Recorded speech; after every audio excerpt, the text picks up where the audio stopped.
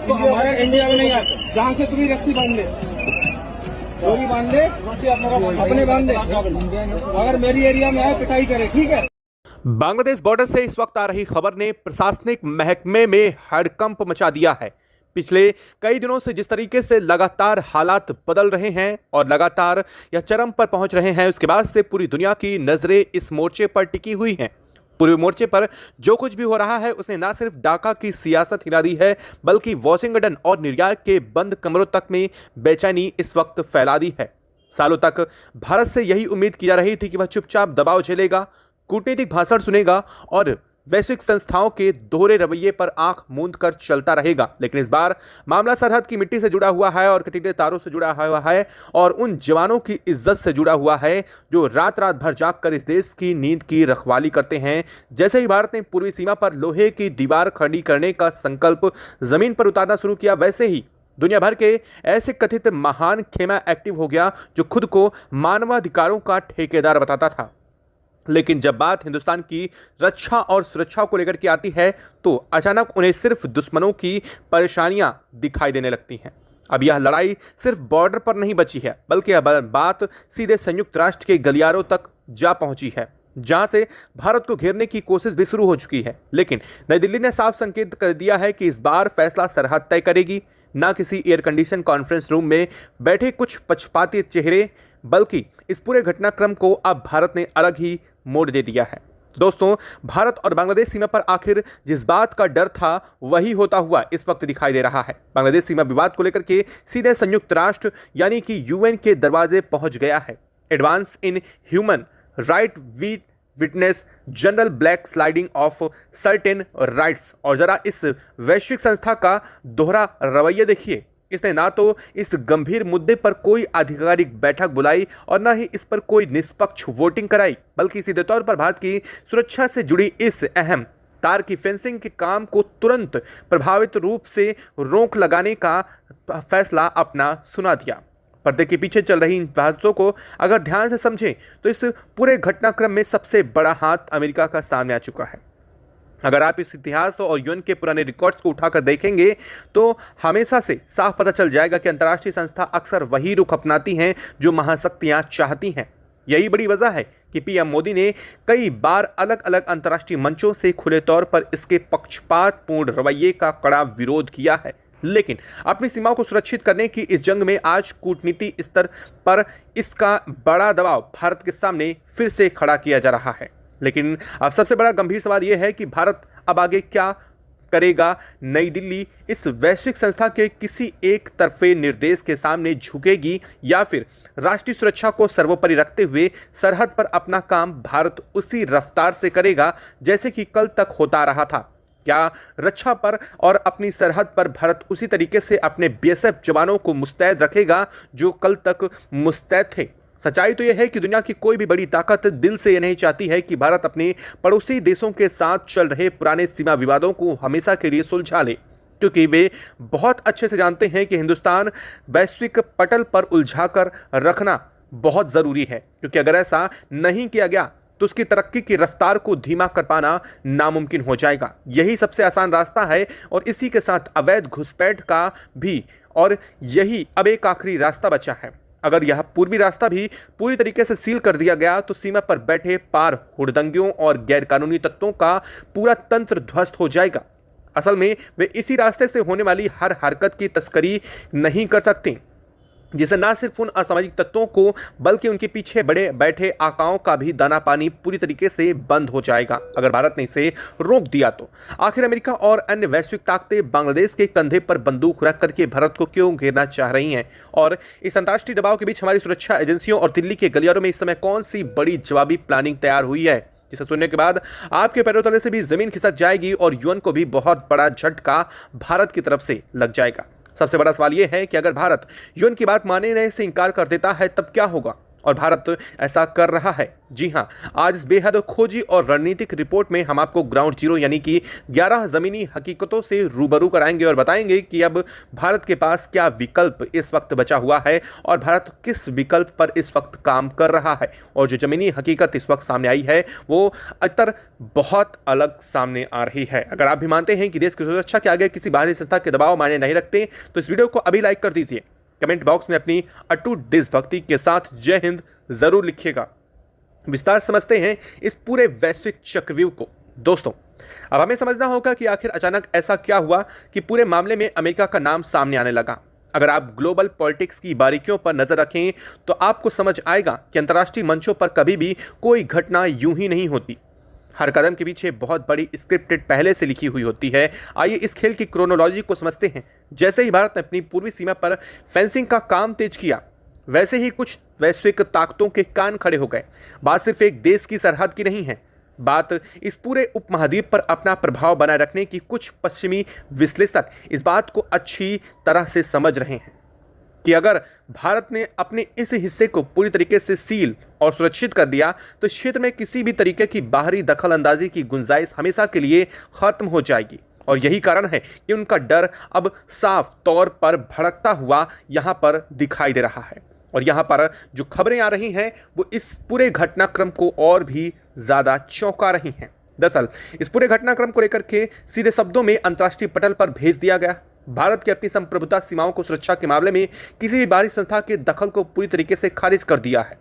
सरहद पार पर फेंसिंग का यह काम किसी भी दूसरे देश को नुकसान पहुंचाने के लिए नहीं, बल्कि भारत अपने नागरिकों की सुरक्षा, अवैध घुसपैठ को रोकने और सीमा पार से होने वाली अवैध गतिविधियों के लिए कर रहा है। हमेशा के लिए समाप्त किया जा सकता है। दरअसल अजित डोभाल और गृह मंत्रालय के शीर्ष अधिकारियों ने इस बैठक में ग्राउंड जीरो की सुरक्षा व्यवस्था की समीक्षा की और सीमा पर तैनात कमांडरों को स्पष्ट निर्देश जारी करके स्पष्ट साफ संदेश दे दिया। सरहद पर भारत की सुरक्षा से जुड़ी किसी भी बुनियादी संरचना के निर्माण कार्य की रफ्तार 1 सेकंड से धीमी नहीं होनी चाहिए। भारत ने स्पष्ट कर दिया, अंतर्राष्ट्रीय मंचों पर कूटनीति मोर्चों को संभालने की जिम्मेदारी विदेश मंत्रालय ने अपने हाथों में ली है। वहीं जमीनी स्तर पर किसी भी अप्रिय स्थिति से निपटने के लिए एक अभूतपूर्व सुरक्षा चक्र तैयार कर दिया गया है। जैसे कि आपको बताया गया था कि 4 किलोमीटर की वो पट्टी जिसे किसी भी तरीके से कोई परिंदा पर मार कर भी नहीं पार कर सकता, भारत ने उस बफर जोन को तैयार कर दिया है। और यह बफर जोन इस वक्त इन देशों के सीने में सांप लौटने के बराबर काम कर रहा है। दरअसल जैसे यूएन में इस बात को लेकर के भारत ने बात रखी कि वह अपने इस 4 किलोमीटर की पट्टी को अपनी बॉर्डर से सटे हुए इलाकों पर पूरी तरीके से एक्टिव कर रहा है, इसके बाद से यूएन में मानो हड़कंप मच गया। इन देशों को जो अपने पक्षपाती रवैये से दूसरे देशों के साथ खड़े होकर के भारत को नीचा दिखाने की कोशिश कर रहे थे, इस बात से ही सीने में सांप लौट गया। उन्हें समझ आ गया कि भारत अगर यह 4 किलोमीटर की अपनी सुरक्षात्मक पट्टी को तैयार कर रहा है, इसका साफ मतलब यह है कि इसके बाद यहां से परिंदा भी पर नहीं मार सकेगा, क्योंकि पूरी दुनिया बेहतर जानती है कि बीएसएफ की ताकत क्या है। और बॉर्डर सिक्योरिटी फोर्स अगर 4 किलोमीटर के दायरे पर लगा दी गई है, इसका मतलब यह है कि यहाँ पर गुजरने वाली हवा भी उनसे होकर के गुजरेगी। वहीं जमीनी स्तर पर अब इस पूरी घटना को निपटने के लिए अब भारत ने जो यह सब कुछ तैयार किया है वह बेहद तेजी से एक्टिव है। अगर इस पूरे घटनाक्रम को लेकर के भारत अंतर्राष्ट्रीय मंच के किसी भी एक तरफा निर्देश को मानने से इनकार कर दिया है, तो अंतर्राष्ट्रीय नियमों के अनुसार यह वैश्विक संस्थाएं भारत के खिलाफ क्या कदम उठा सकती हैं? क्या वाकई ये संगठन मिलकर के हमारे देश पर कोई बड़ी पाबंदी लगा सकते हैं, या फिर सिर्फ एक कागजी डर है? आइए इसके पीछे की पूरी कूटनीतिक कानून को बहुत सरल शब्दों में आपको समझाते हैं। अंतर्राष्ट्रीय नियमों के मुताबिक अगर कोई देश इस संस्था के निर्देशों की अनदेखी करता है तो उसके खिलाफ 3 तरह के कदम उठाए जा सकते हैं। पहला कदम, कूटनीतिक निंदा और प्रस्ताव। सबसे पहले इस मंच पर भारत के खिलाफ एक निंदा प्रस्ताव लाया जा सकता है, जहां कुछ देश मिलकर के भारत के इस कदम की आलोचना करेंगे, लेकिन इतिहास गवाह है कि ऐसे प्रस्तावों का भारत जैसे मजबूत देशों के जमीनी स्तर पर कोई भी प्रभाव नहीं पड़ता। दूसरा कदम आर्थिक प्रतिबंध है। सैद्धांतिक रूप से नियमों का उल्लंघन करने पर किसी भी देश पर व्यापारिक या आर्थिक प्रतिबंध लगाए जाने की सिफारिश की जाती है, लेकिन आज का भारत दुनिया की 5वीं सबसे बड़ी अर्थव्यवस्था है। वैश्विक बाजार सप्लाई चेन इस कदर से भारत पर निर्भर है कि कोई भी बड़ा देश खुद का नुकसान करा करके भारत पर आर्थिक प्रतिबंध लगाने का जोखिम कभी नहीं उठाएगा। तीसरा और सबसे बड़ा कदम, सुरक्षा परिषद का दखल देना। किसी भी दंडात्मक कार्यवाही को जमीन पर उतारने के लिए मामला अंततः सुरक्षा परिषद के पास जाता है और यहीं पर विदेशी ताकतों का यह पूरा चक्रव्यूह ताश के पत्तों की तरह ढह जाता है। सुरक्षा परिषद में किसी भी बड़े एक्शन के लिए 5 स्थायी सदस्य देशों की सहमति जरूरी होती है। भारत के पास कूटनीतिक मोर्चे पर रूस और फ्रांस जैसे देशों का मजबूती से साथ खड़ा होना साफ बता रहा है कि इस जगह पर इनकी दाल नहीं गलने वाली है। अगर कोई भी भारत विरोधी देश हमारे खिलाफ कोई प्रस्ताव पास कराने की कोशिश करता है तो भारत के मित्र देश तुरंत अपनी विशेष वीटो पावर का इस्तेमाल करके उस प्रस्ताव को वहीं के वहीं खारिज कर देते हैं। यानी साफ शब्दों में कहें तो अंतर्राष्ट्रीय नियमों की आड़ में भारत का बाल भी बांका नहीं कह सकता है। यह वैश्विक संस्थाएं केवल उन्हीं देशों पर अपना हुक्म चला सकती हैं जो आर्थिक और सैन्य रूप से कमजोर होते हैं। आज की आत्मनिर्भरता और मजबूत भारत अपनी राष्ट्रीय सुरक्षा के फैसलों को किसी भी अंतर्राष्ट्रीय दबाव के तहत बदलने वाला नहीं है। तो दोस्तों, अब मन में यह विचार आना बेहद स्वाभाविक है कि इतिहास में जब भी किसी देश ने संयुक्त राष्ट्र यानी यूएन के एक तरफा आदेशों को मानने से इनकार कर दिया है तो उसके बाद उसका अंजाम क्या हुआ है। क्या वाकई यूएन के पास इतनी ताकत है कि वह किसी देश को अपने फैसलों के आगे झुका सके। अगर हम वैश्विक इतिहास के पन्नों को पलट कर देखें तो ऐसे कई बड़े उदाहरण मिले हैं जहां दुनिया के शक्तिशाली देशों ने इस संस्था के निर्देशों के रद्दी के टुकड़े को डस्टबिन में डाल करके और फेंक दिया है। यानी यूएन चाहकर भी इनका कुछ नहीं बिगाड़ सका है। पहला और सबसे बड़ा उदाहरण अमेरिका खुद है। खुद को वैश्विक शांति का मसीहा कहने वाला अमेरिका ने कई बार इस अंतर्राष्ट्रीय मंच के फैसलों को ठेंगे दिखा रखे हैं। जब इस संस्था ने साल 2013 में इराक पर सैन्य कार्रवाई की अनुमति देने से साफ इनकार कर दिया था, तब अमेरिका ने इसके निर्देशों की परवाह किए बिना भी अपने कदम आगे बढ़ा करके इस पर कार्रवाई की थी। उस समय भी यह संस्था मूक दर्शक बनी तमाशा देख रही थी, क्योंकि वह बहुत अच्छे से जानते थी कि वाशिंगटन पर कोई भी पाबंदी लगाना उसके बस की बात तो है नहीं। दूसरा बड़ा उदाहरण इजराइल है। मध्य पूर्व के इस छोटे से देश के खिलाफ इस अंतर्राष्ट्रीय मंच ने अब तक दर्जनों निंदा प्रस्ताव पारित किए हैं। सरहद की सुरक्षा और अपनी संप्रभुता के मामले में जब भी संस्था ने इजराइल को रोकने की कोशिश की, उसे हर बार इन प्रस्तावों को सिरे से खारिज कर दिया। इजराइल ने साफ कर दिया कि उसके नागरिकों की सुरक्षा किसी भी अंतर्राष्ट्रीय कागजी दस्तावेज से कहीं ज्यादा महत्वपूर्ण है और आज तक यह संस्था इजराइल का कुछ भी नहीं बिगाड़ सकी है। तीसरा उदाहरण है चीन और रूस। दक्षिण चीन सागर के विवाद को लेकर के अंतर्राष्ट्रीय ट्रिब्यूनल ने चीन के खिलाफ फैसला सुनाया तो बीजिंग ने उस फैसले को मानने से साफ इनकार कर दिया था और ठीक इसी तरह जवाब रूस ने भी इस मंच के किसी भी लाए हुए प्रस्ताव का अपनी शक्ति पर किसी भी तरीके से लागू होने से साफ इनकार पहले भी कर चुका है। सभी ऐतिहासिक उदाहरणों से एक बात स्पष्ट हो जाती है कि यहाँ अंतर्राष्ट्रीय संस्था केवल उन्हीं देशों पर अपना दबाव बना पाती है जो आर्थिक और सैन्य रूप से कमजोर होते हैं। लेकिन जब बात भारत जैसे परमाणु संपन्न दुनिया की 5वीं सबसे बड़ी अर्थव्यवस्था और बेहद मजबूत सैन्य संगठन के साथ एक बड़े आकार की जनसंख्या के साथ के देश की बात आती है तो कूटनीति और नियम सारे धरे के धरे रह जाते हैं।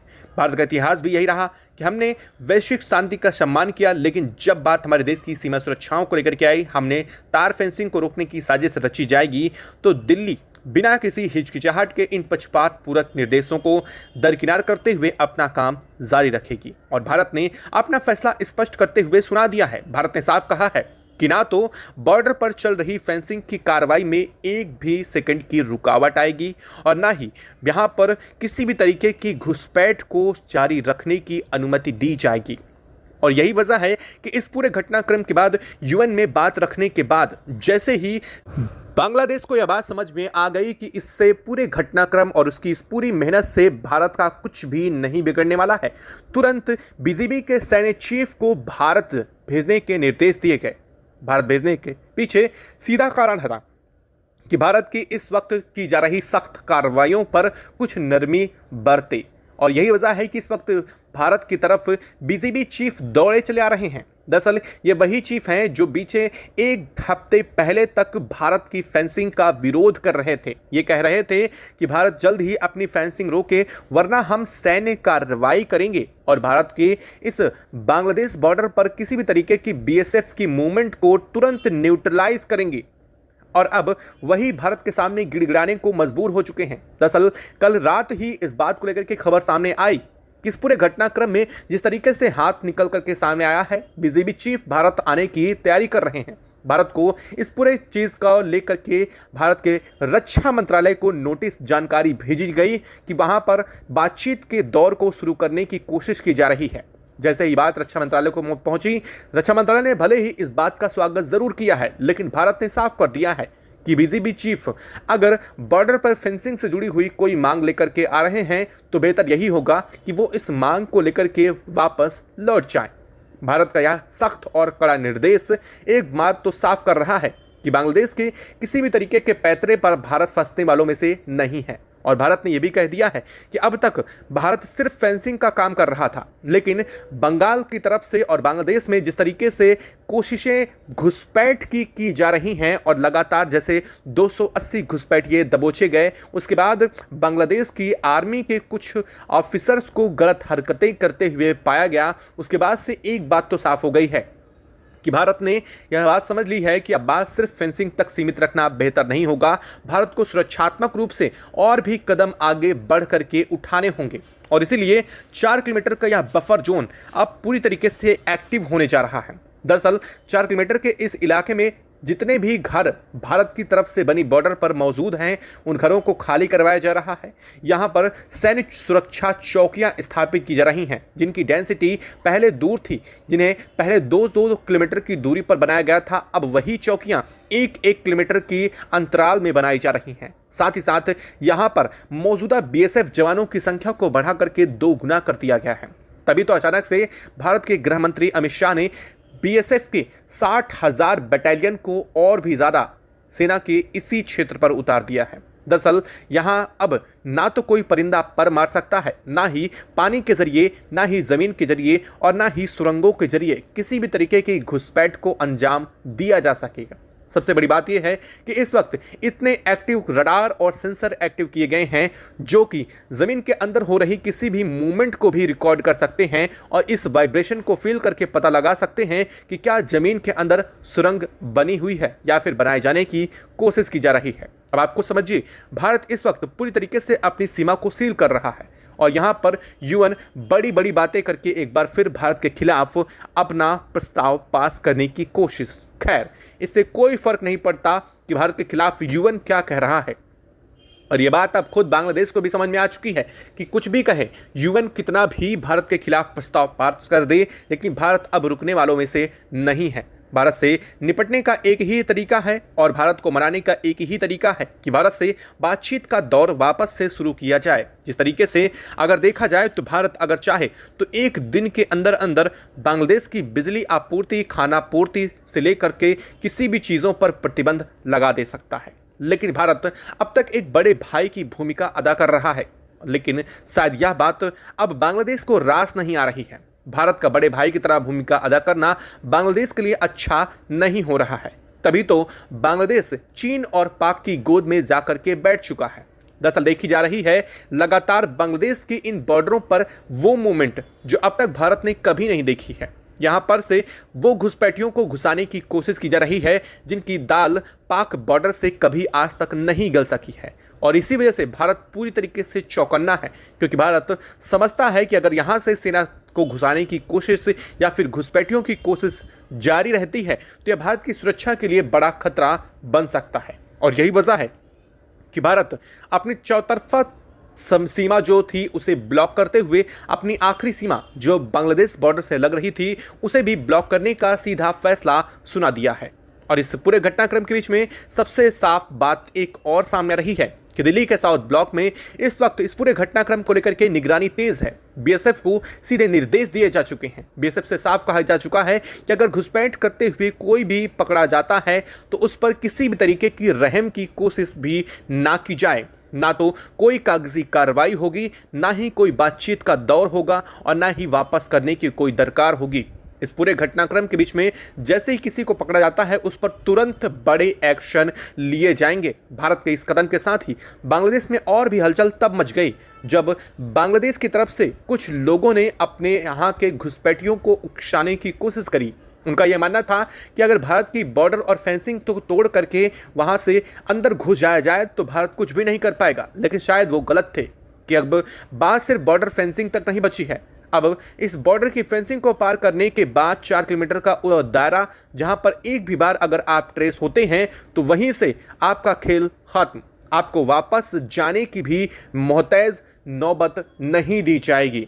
इससे अब एक बात तो साफ हो चुकी है कि भारत का यह कड़ा रुख इन सब के लिए बड़ी चुनौती बनता हुआ दिखाई दे रहा है। किसी भी भारत विरोधी गतिविधि के लिए तुरंत प्रभाव से रोकना होगा। उन्हें अपने इलाकों में चल रहे इन अवैध ठिकानों को नष्ट करना होगा, नहीं तो भारत अपने स्तर पर जो भी जरूरी कदम उठाने होंगे वो उठाएगा।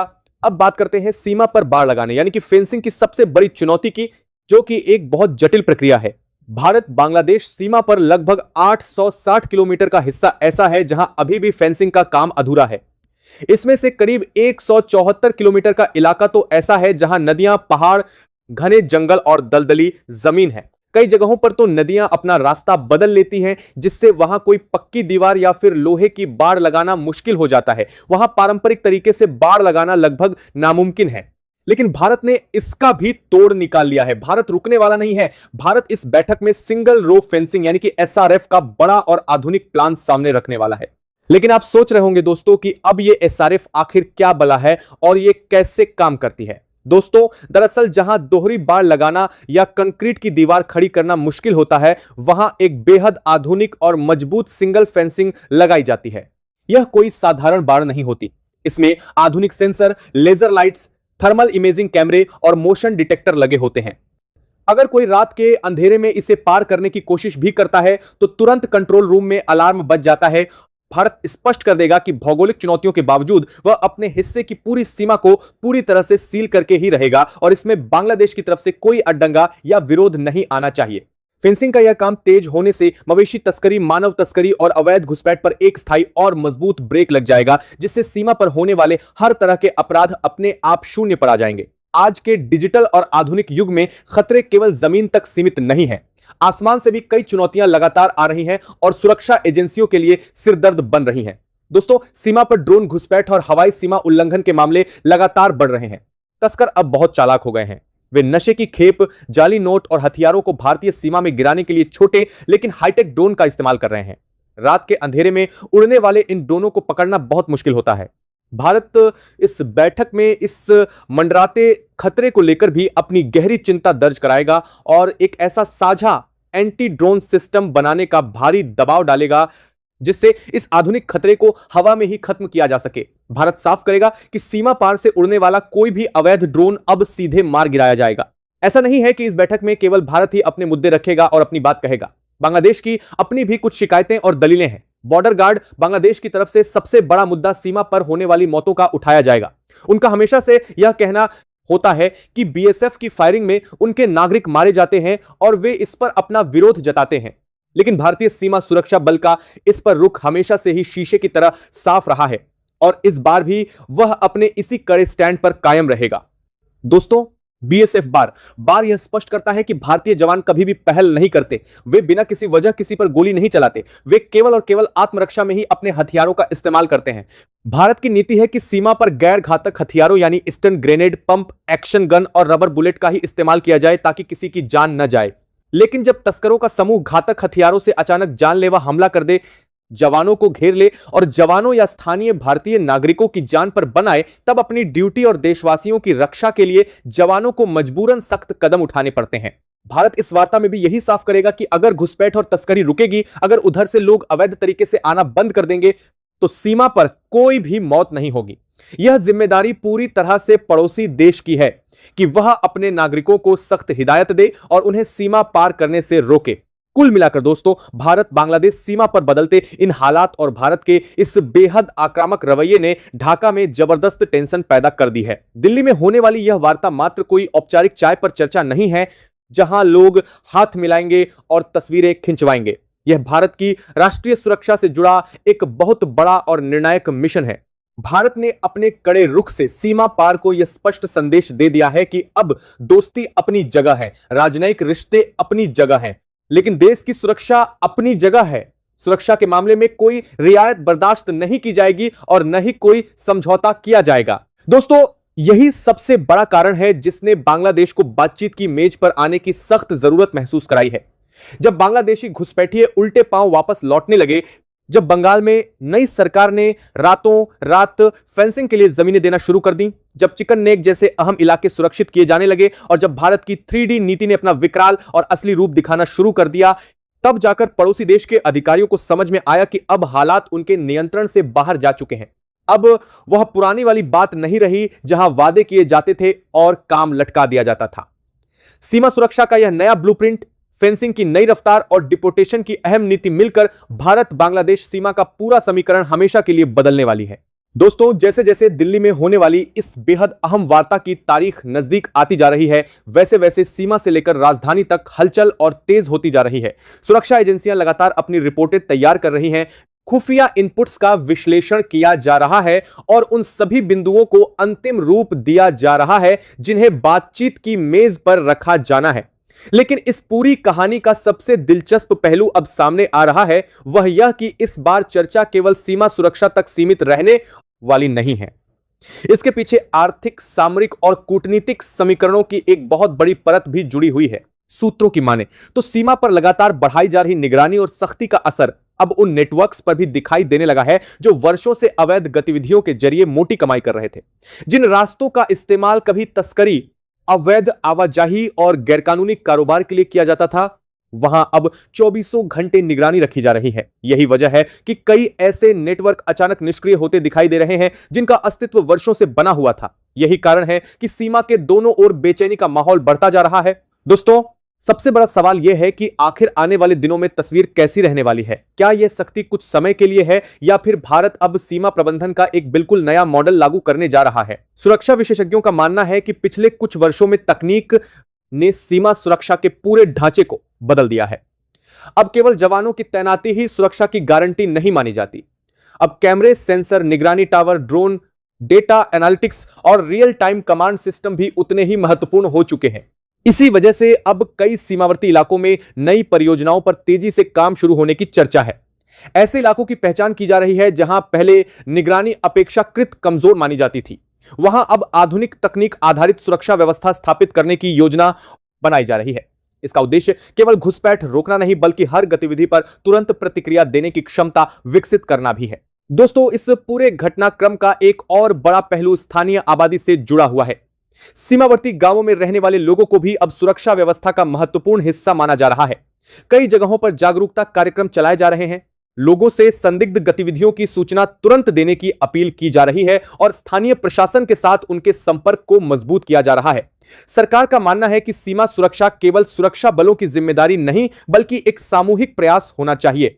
उधर दूसरी तरफ कूटनीतिक मोर्चे पर भी गतिविधियां लगातार बढ़ रही हैं। दोनों देशों के अधिकारियों के बीच संपर्क बनाए रखा जा रहा है। कई ऐसे मुद्दे हैं जिन पर बातचीत के जरिए समाधान निकालने की कोशिश की जा रही है। लेकिन यह भी साफ है कि भारत इस बार अपने सुरक्षा हितों को लेकर कोई ढील देने के मूड में दिखाई नहीं देता। यही वजह है कि आने वाली बैठक को बेहद महत्वपूर्ण माना जा रहा है। दोस्तों, इस पूरी कहानी में एक और दिलचस्प मोड़ तब आया जब सीमा से जुड़े कुछ पुराने मामलों की समीक्षा शुरू हुई। कई ऐसी परियोजनाएं जो वर्षों से लंबित थीं, उन्हें फिर से सक्रिय करने की चर्चा शुरू हो गई। अधिकारियों को निर्देश दिए गए कि जिन योजनाओं का सीधा संबंध सुरक्षा और निगरानी से है, उन्हें प्राथमिकता के आधार पर आगे बढ़ाया जाए। इसका असर अब जमीनी स्तर पर भी दिखाई देने लगा है। सुरक्षा एजेंसियों का मानना है कि आने वाले समय में सीमा सुरक्षा का स्वरूप पहले से बिल्कुल अलग होने वाला है। अब केवल प्रतिक्रिया देने की रणनीति नहीं बल्कि संभावित खतरों को पहले ही पहचान कर रोकने की नीति अपनाई जा रही है। यही कारण है कि कई संवेदनशील इलाकों में अतिरिक्त संसाधन भेजे जा रहे हैं और निगरानी व्यवस्था को पहले से कहीं अधिक मजबूत किया जा रहा है। दोस्तों, राजधानी दिल्ली में भी इस मुद्दे को लेकर लगातार उच्च स्तरीय बैठकें हो रही हैं। अधिकारियों से विस्तृत रिपोर्ट मांगी जा रही है और हर संभावित परिस्थिति के लिए अलग अलग रणनीति तैयार की जा रही है। सरकार यह सुनिश्चित करना चाहती है कि सीमा से जुड़ा कोई भी मामला भविष्य में राष्ट्रीय सुरक्षा के लिए चुनौती न बन सके। उधर सीमा के पास रहने वाले लोगों का कहना है कि पिछले कुछ समय में सुरक्षा व्यवस्था में स्पष्ट बदलाव देखने को मिला है। गश्त बढ़ी है, निगरानी बढ़ी है और प्रशासनिक सक्रियता भी पहले की तुलना में अधिक दिखाई दे रही है। यही वजह है कि पूरे क्षेत्र में यह चर्चा तेजी से फैल रही है कि आने वाले महीनों में और भी बड़े कदम देखने को मिल सकते हैं। दोस्तों, अब सारी निगाहें उस वार्ता पर टिकी हुई हैं जहां दोनों देशों के अधिकारी आमने सामने बैठने वाले हैं। यह केवल एक बैठक नहीं बल्कि आने वाले वर्षों की सीमा नीति की दिशा तय करने वाला महत्वपूर्ण पड़ाव माना जा रहा है। जो फैसले वहां होंगे, देशों की दिशा तय करने वाला कब उनका असर केवल सीमावर्ती इलाकों तक सीमित नहीं रहेगा बल्कि पूरे क्षेत्र की सुरक्षा और स्थिरता पर पड़ सकता है। अब देखना यह होगा कि बातचीत की मेज पर कौन से नए प्रस्ताव सामने आते हैं, किन मुद्दों पर सहमति बनती है और किन मामलों में मतभेद कायम रहते हैं। लेकिन इतना तय है कि सीमा सुरक्षा को लेकर शुरू हुई यह नई कहानी अभी खत्म नहीं हुई है। असली अध्याय तो शायद अब शुरू होने वाला है और आने वाले दिनों में इसके कई नए मोड़ सामने आ रही है सकते हैं। अब दोस्तों देखना यह होगा कि 11 जून को जब इस 4 दिवसीय महावार्ता का समापन होगा तो क्या बड़े नतीजे निकलकर सामने आने वाले हैं। क्या बांग्लादेश भारत की नई शर्तों और सख्त दलीलों को चुपचाप मान लेगा या फिर सीमा पर कोई नया विवाद जन्म ले लेगा। दोस्तों इस मामले में आपका क्या कहना है, कमेंट में अपनी राय जरूर दें।